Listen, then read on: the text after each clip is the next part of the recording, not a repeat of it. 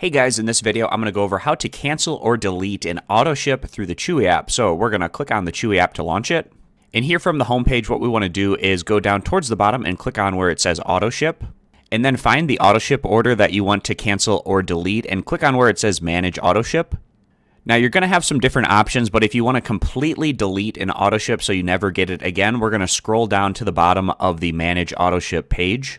And we can see all the way here at the bottom, there is the option to cancel the Autoship. So if we click on that, it says all future orders for this Autoship will be canceled. You can start a new Autoship at any time by adding your items to your cart and choosing Autoship at checkout. So if you want to confirm canceling this, click on where it says cancel Autoship.